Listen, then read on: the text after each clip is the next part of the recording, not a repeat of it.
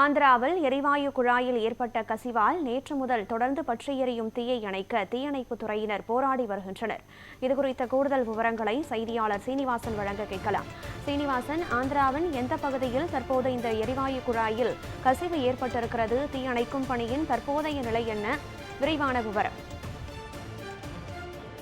எரிவாயு ஏற்பட்ட கசிவு நேற்று மத்தியம் முதல் 60 மீட்டர் உயரத்துக்கு தொடர்ந்து பற்றி எரியும் தீ அணைக்க இயலாமல் தடுமாறும் அதிகாரிகள் கிணறை மூடிவிட ஆலோசனை.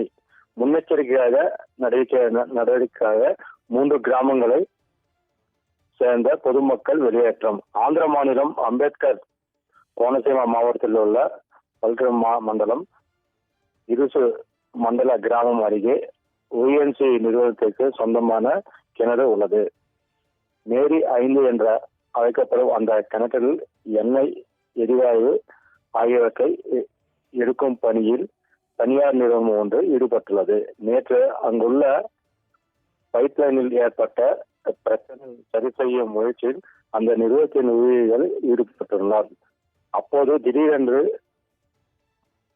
எரிவாயு கசிவு ஏற்பட்டு அந்த பகுதி முழுவதும் வியாபித்தது. தொடர்ந்து திறந்த வெளியில் இந்த எரிவாயு தீப்பற்றி எரிந்து துவங்கிய போது வெப்பத்துடன் வெளிப்பட்டு வைப்பது.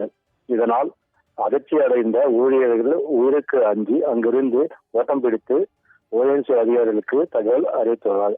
ONGC தகவல் அடிப்படையில் மாவட்ட ஆட்சியர், போலீசார், SP, தீயணைப்பு படையினர், ONGC ஊழியர்கள் ஆகியோர் அங்கு வந்து சேர்ந்து நிலைமையை கட்டுப்படுத்த தீயணைப்பு முயற்சி ஈடுபட்டுள்ளார். ஆனால் கிணறில் இருக்கும் அதிக அளவில் எரிவாயு தொடர்ந்து வெளியாகும் காரணத்தால் தீயை அணைக்க முடியவில்லை. ஆனாலும் 15க்கும் மேற்பட்ட தீயணைப்பு வாகனங்களும் இருந்தும் தண்ணீரும் வீச்சு அழைத்தும் அந்த பகுதியை விடுவிக்கும் பணியில் தீயணைப்பு வீரர்கள் தொடர்ந்து தீவிரமாக ஈடுபட்டுள்ளார். நேற்று மதியம் முதல் சுமார் 60 அடி உயரத்துக்கு தீப்பற்றி எரியும் காரணத்தால் அந்த பகுதியில் உள்ள தென்னை உள்ளிட்ட மரங்கள் கருகி விட்டது.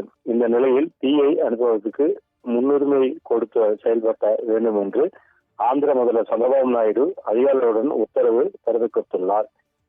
எரிவாயு சூழலில் ஏற்பட்ட தீ விபத்துக்கு கட்டுப்படுத்தி தேவையான ஆலோசனைகள் வெளிநாட்டு நிபுணர்களிலிருந்து முயற்சிகள் மேற்கொண்டு வந்தது. மேலும் எரிவாயு தீயை கட்டுப்படுத்தி அணைக்க இயலாமல் திணறிந்த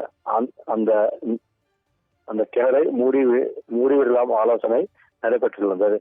தீ விபத்து ஏற்பட்ட பகுதியில் இன்று சுமார் 600 மீட்டர் பரப்புடன் உள்ள பகுதியில் குடியிருப்புகளுக்கு எதுவும் இல்லை.